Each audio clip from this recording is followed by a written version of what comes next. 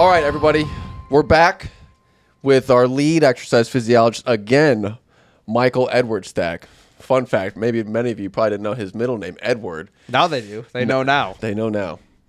So today we're bringing Mike back on to talk about this very popular topic in health and fitness called HIIT exercise, HIIT, high intensity interval training.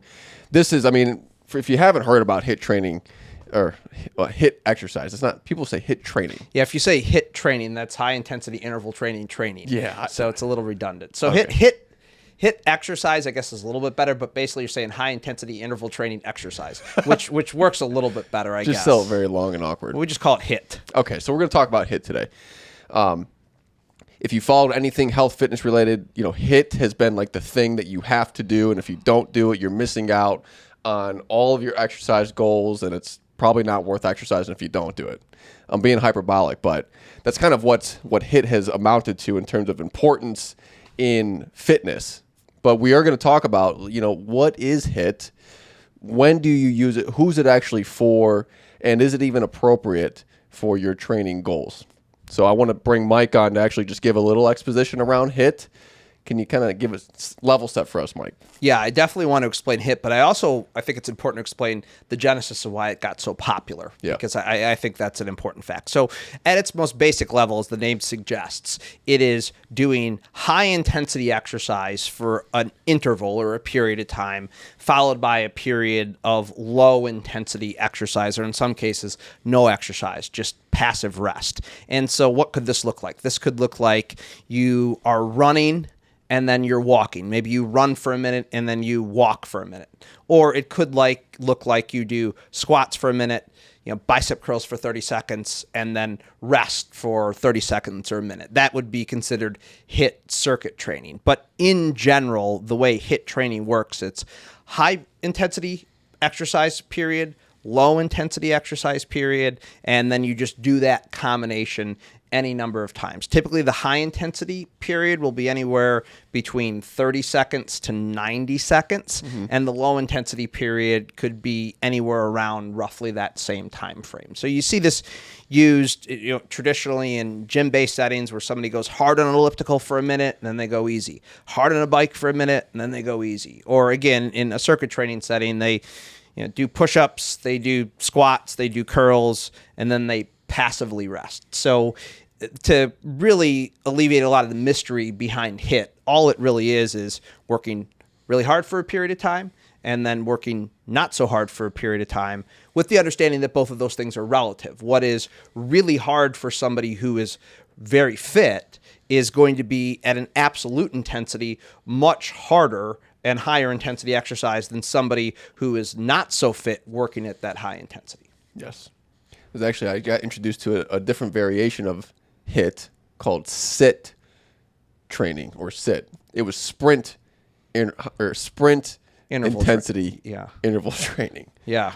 So it's like, I think also, you'll probably get into this, but HIIT training is an umbrella that covers different types of, like you just said, like you can do it on an interval, at a certain work interval to rest interval. You can also do bicep curls and squats. Like it doesn't have to be on a bike or a treadmill, sprint, walk.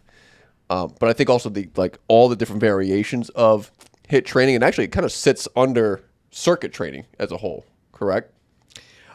It could, certainly, but it also could sit under aerobic training, depending on how you structure it, anaerobic training, depending on how you structure it. Look, I think the objective reality is that the idea of HIIT has been around for much longer than HIIT has been popularized for. Yeah. If you want to make the most basic argument of what is HIIT, strength training actually is HIIT.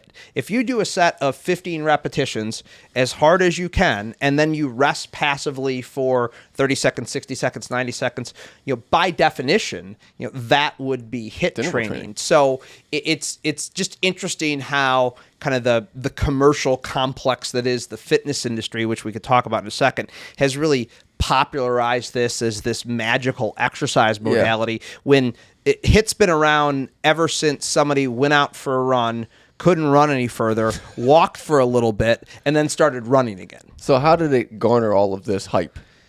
It's a great business model first off. Like that's where this starts, and then we'll get into the science, because I think the science is an important conversation to have.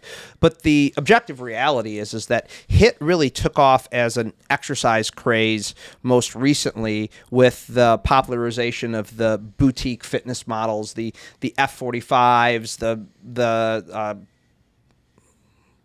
Orange Theories, yeah, the CrossFit, Fit Body boot camps, the CrossFit to a certain degree. And look, we've done it here at AFS. We had years ago, it used to be our weight loss solution class. Now it's our fitness solution class. And it's just an extremely simple and profitable business model to run. So as a result of it came on the public's consciousness a lot more because of the popularization of these business models that were entirely HIIT based. And a lot of those organizations I just mentioned are franchises, so they can expand quickly. And just because I'm saying that the fitness industry drove the development of the popularity of this HIIT training modality, that's not to say it's necessarily a bad thing, because I think HIIT training for the right person, when done in the right way, can be a very effective training modality. But all of that is to say, kind of the commercial industrial complex that is the fitness industry is really what's driven its popularity over the past decade and a half. Mm-hmm. I also feel like, and you'll touch on this with the science, but HIIT training is like the only modality of exercise that you should be doing if you want to lose fat. Fat loss equals HIIT training. I feel like there's been a lot of conversation or marketing around that.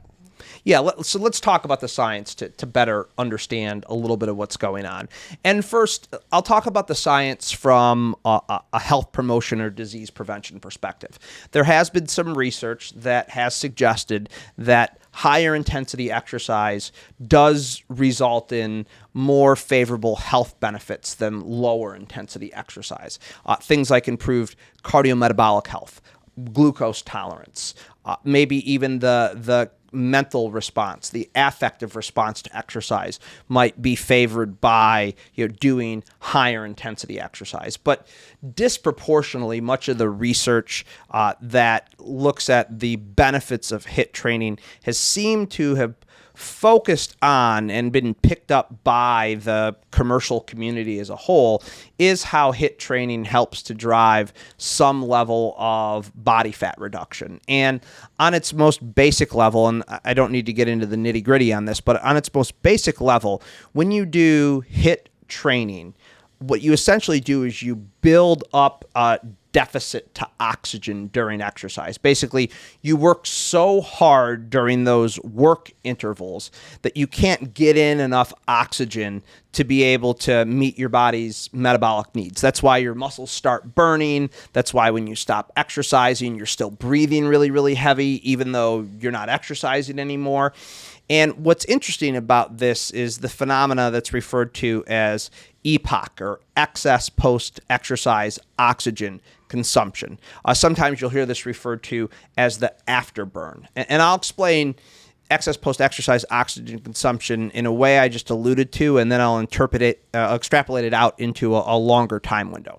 We all know that if we ran really hard for 100 yards, we would stop exercising, yet our breathing would stay elevated for a period of time after we exercise. That's because we're essentially trying to make up for the oxygen we didn't get in when we were sprinting really hard for that 100 yards. Everyone understands that because it's something that you can actually feel and you notice. What people don't realize after they do high intensity exercise and that acute phase of heavy respiration and breathing deteriorates, what they still have happen is they still will have a elevation to their respiration rate in the hours to maybe even days post-exercise. And it's that increased respiration rate that drives metabolism to increase at rest just a little tiny bit. Because if you think about it, if your respiration rate is normally here, and then you increase it to just here by doing high intensity interval exercise, that gap that you see there in what would be normal versus where you're at due to HIIT, that gap is extra energy expenditure. And that extra energy expenditure at rest comes from body fat. That's the primary fuel source that we burn in a resting state. As you and I are sitting here right now, we're using fat as our primary energy source. Now, what this is kind of led to when you look at some of the research is they'll compare a group of people who walk on a treadmill for 60 minutes, and then they'll compare another group of people who walk and run on a treadmill for 30 minutes. They both burn the same amount of calories, but the group that did the walk and the run burned more body fat post-exercise than the group of people that just did the walk. And therefore, the research would suggest that this is going to drive greater body fat reduction. All right, let me summarize to make sure we're on the same page here. You're saying you do a high-intensity interval workout.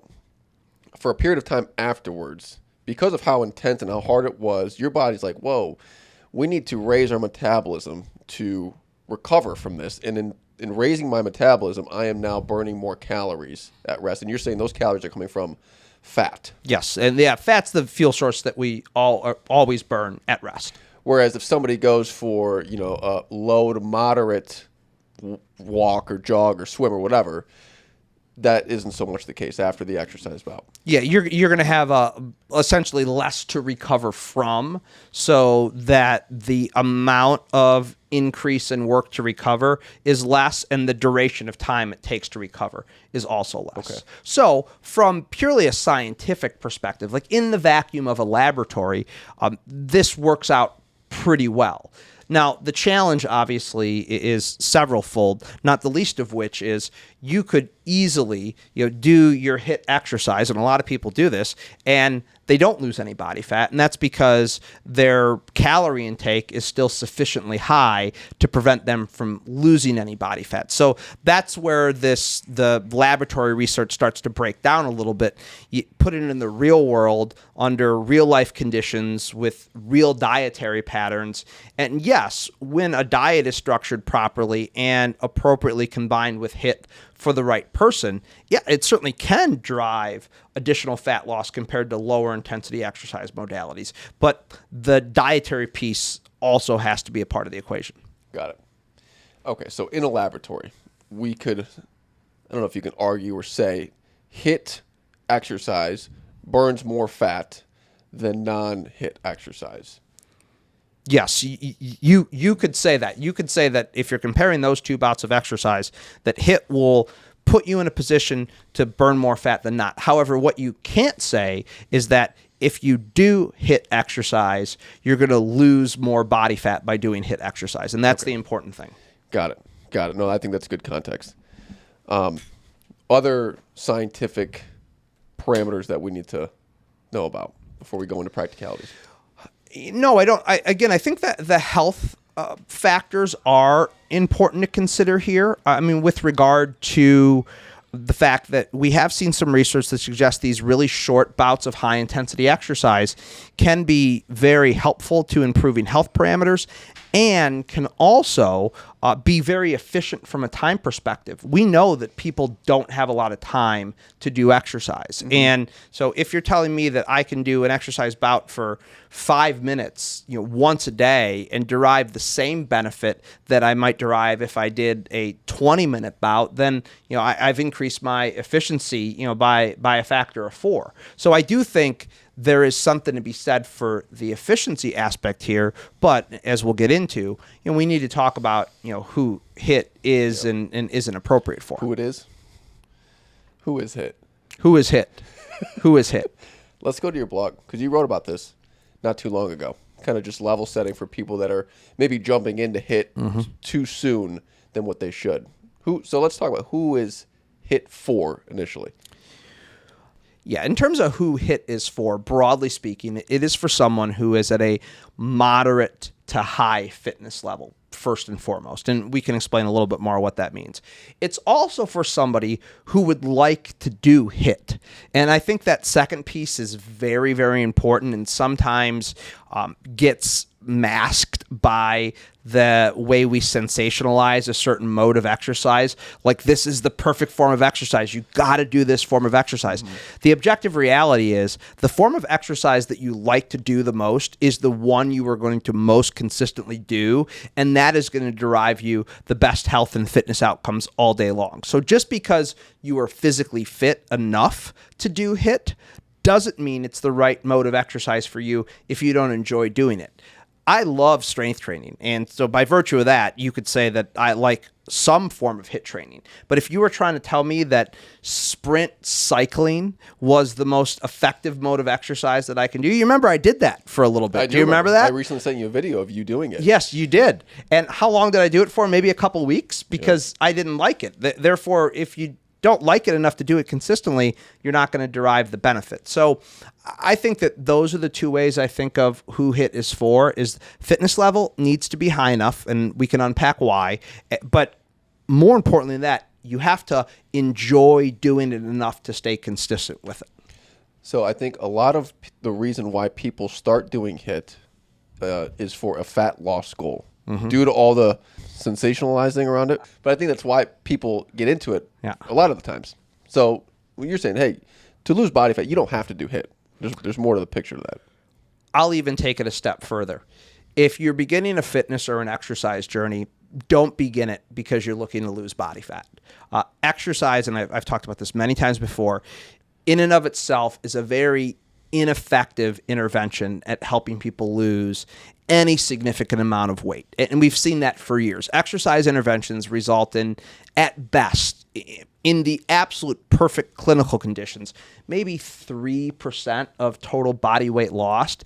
If you are going to use exercise to aid in your fat loss journey, it needs to be done in conjunction with a significant dietary intervention, maybe even pharmacological intervention nowadays that we have the anti-obesity medication, and probably some behavioral health intervention and some psychoeducation. So losing body fat is an extraordinarily challenging endeavor.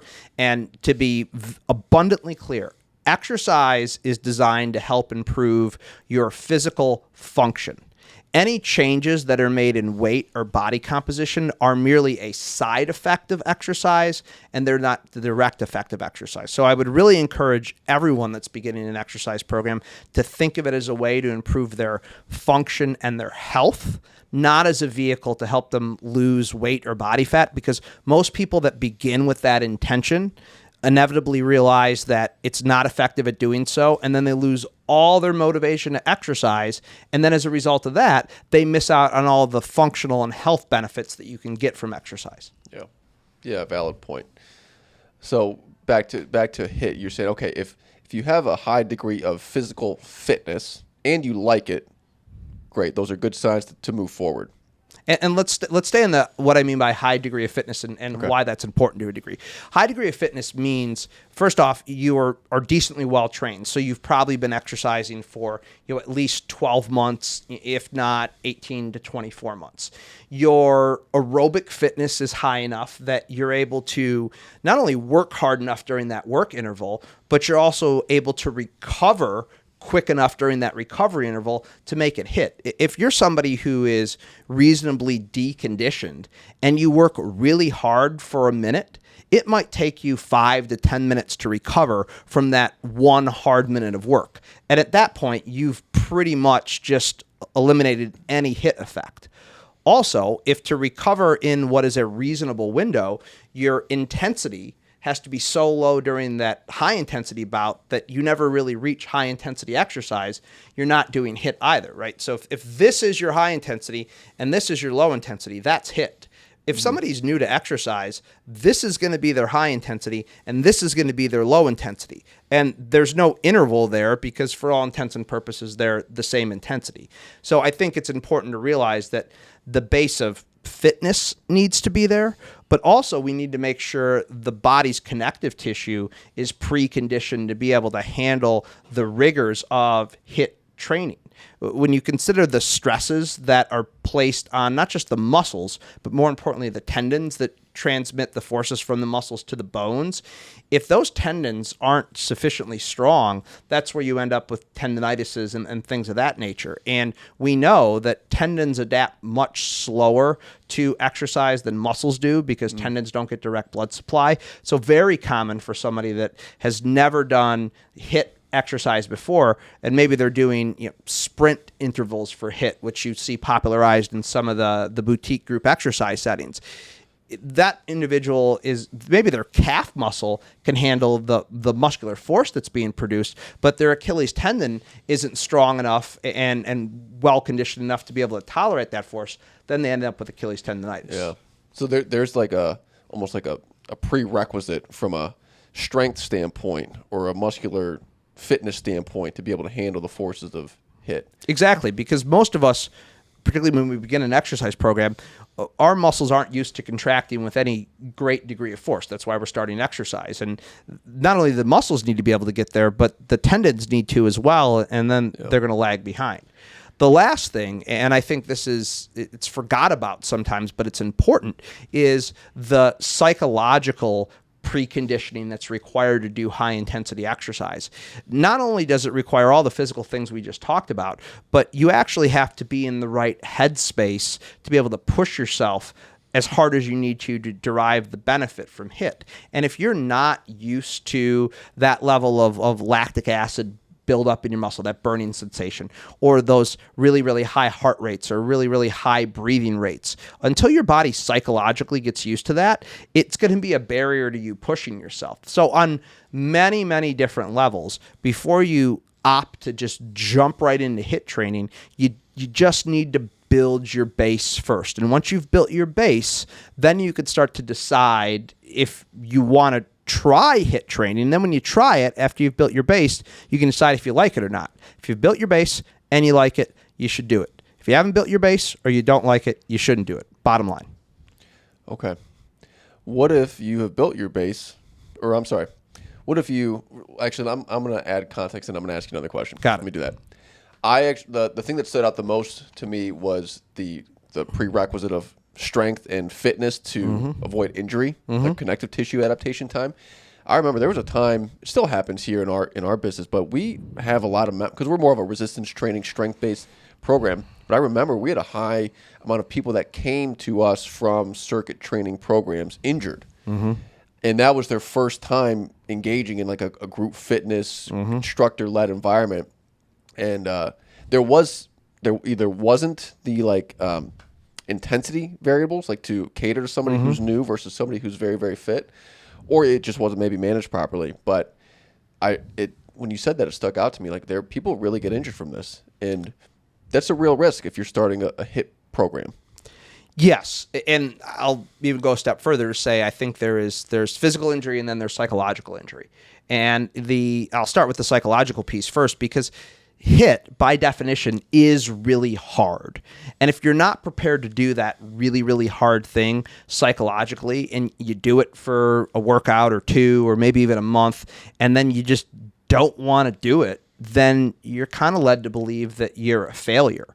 And so many people in their life have entered into an exercise program that was inappropriately intense for them, and they stopped. And this has happened many times. And the narrative in their mind is that, well, exercise just isn't for me. Every time I do it, I fail. And it's not that the person is failing. It's the program that is failing the person. So I think the psychological failure piece, I think, is something that we really need to consider. And I think we have to consider most of the businesses in the fitness industry are architected to help the fit get fitter. And we've talked about that many times. And as an industry, they've do that very well, and they're very lucrative in doing that. But the consequence of that is they don't do a good job of helping to onboard the unfit and the detrained and maybe the person with orthopedic or medical issues.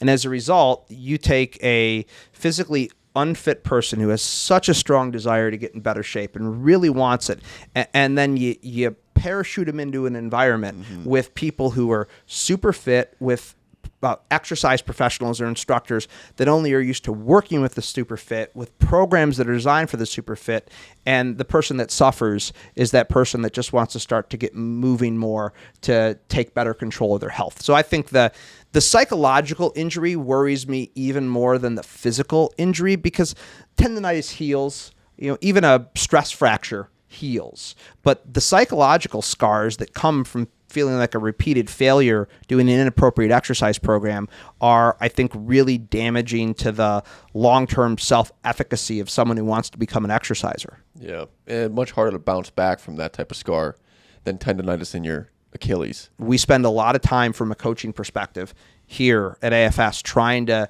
help to convince people, or help people convince themselves is probably a better way to put it, that exercise is for them. It just needs to be structured in a manner that is safe, appropriate, and evidence-based. Yeah.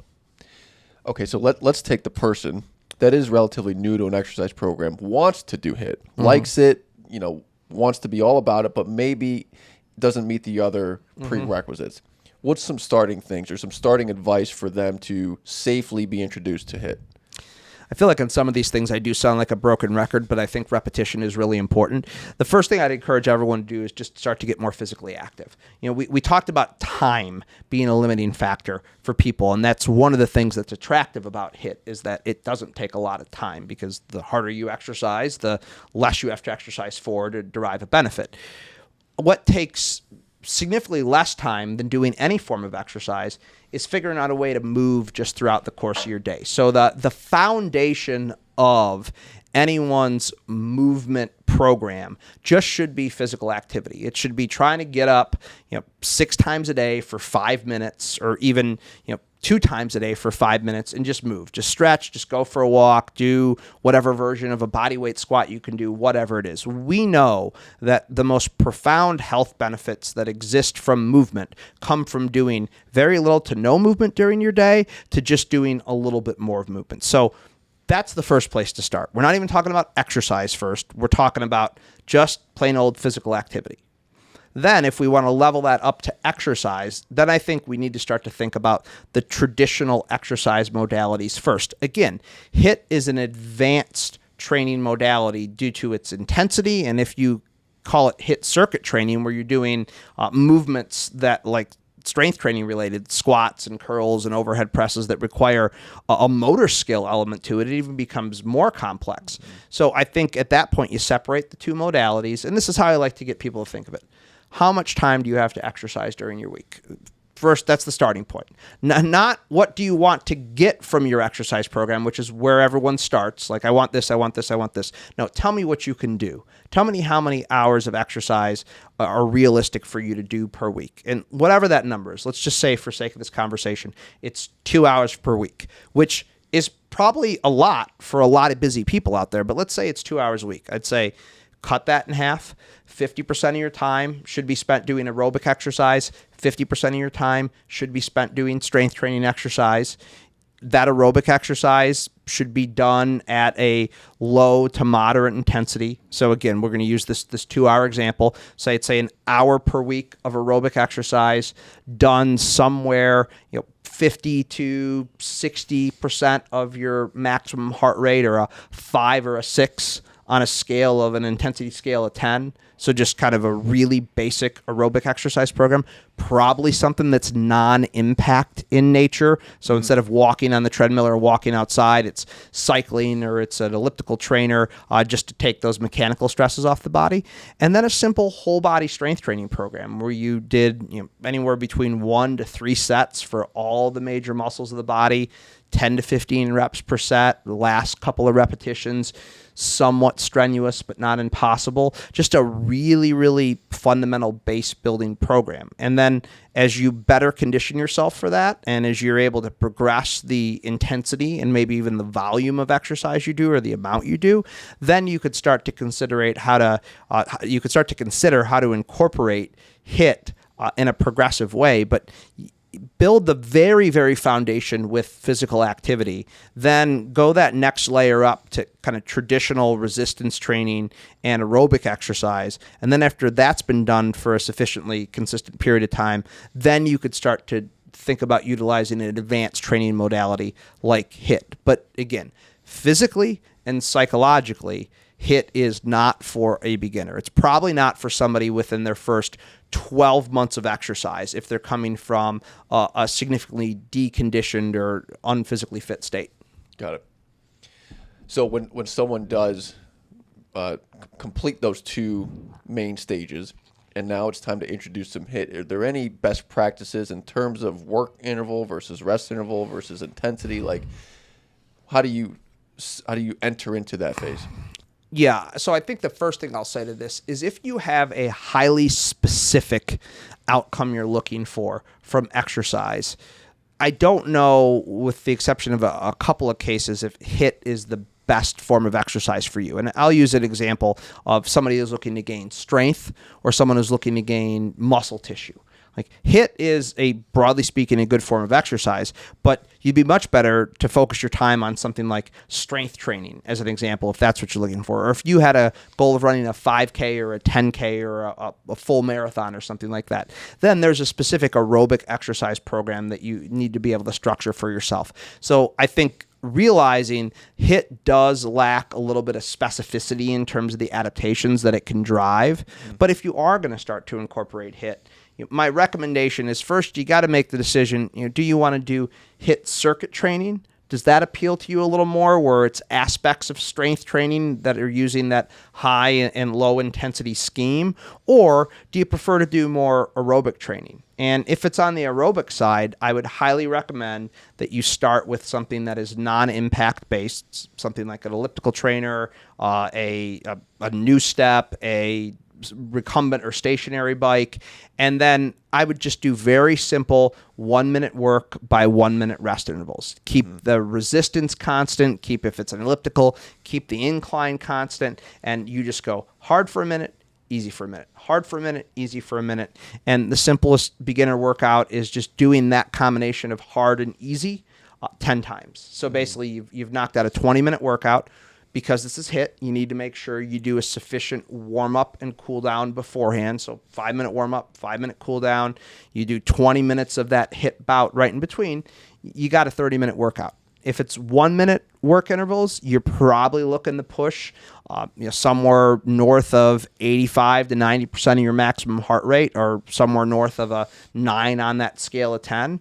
And that recovery interval should really be whatever you need to do from a low intensity standpoint to make sure you can work your work interval as hard as you can. Mm-hmm.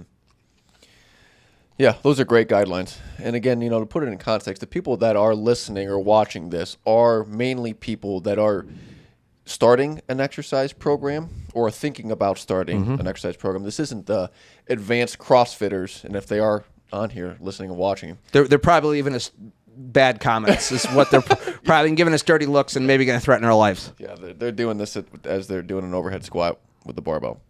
But it is good context because, I think a lot of times people that start, they have great intentions, they're high energy, they want to make change quickly, and then they begin without the best practices put in place, and they either get injured physically or psychologically, like you stated.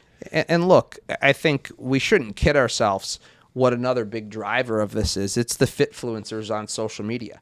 It's the people that look amazing, one, because they work really, really hard, both from a diet and exercise standpoint, and two, because they have awesome genetics, because often those two things go hand in hand.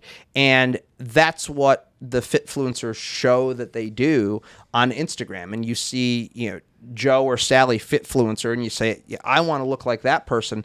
I need to do that person's exercise program because that's why they look like that. And yes, the exercise program certainly has something to do with it. Their diet has something to do with it. The genetics has something to do with it. But what you don't see, outside the small frame of that camera is that that's their life, and they've been training for years to be able to do those kinds of exercises. It's not something they just did right away. So I would really encourage everyone when they're looking through their social media feeds, when they're looking through media in general, and they're trying to consider what form of exercise they're going to do, don't fall victim to the fitfluencer that looks great and assume that their program is the right program for you. Just like as a beginner exerciser, they wouldn't look at your program and assume it's right for them. You shouldn't look at their program and assume it's right for you. Right. Right. There's a lot more context that needs to get built in. We touched on this at the beginning, but I wanted to close with this. You cleared up a lot of misconceptions, I feel like, with HIIT. Number one, it is not the end-all, be-all to an effective exercise program, regardless of the goal. Like you said, it lacks specificity in a lot of cases. Two, there's more to the conversation about this whole fat loss thing than just HIIT. Yes, HIIT, if you do it properly, will you burn more fat after the workout? Sounds like it. Does that contribute to you losing body fat? Yeah, that's important. Those are not the same thing. Burning more fat as a result of exercise and weighing less or losing fat are not the same thing. Right. Any other misconceptions that we need to clear up, or do you feel like we covered the main ones?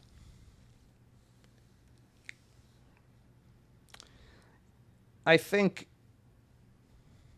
the biggest misconception that we probably haven't touched on is that if you are going to start to move into doing HIIT, progress yourself into doing it, I do think, particularly if you're coming from a base of low to even moderate fitness and you're getting to that point where you're looking to do it, being able to work with a professional to ensure you're able to do it properly, I think is really important. And this is a real exercise professional. I think what's happened in the fitfluencer craze that we've been in this country for the better part of a decade or more now is really, really in shape people can run these really, really intense HIIT and boot camp workouts, and they can yell and they can scream and they could do a bunch of cool 3-ring circus acts to make it look like it's a fun experience.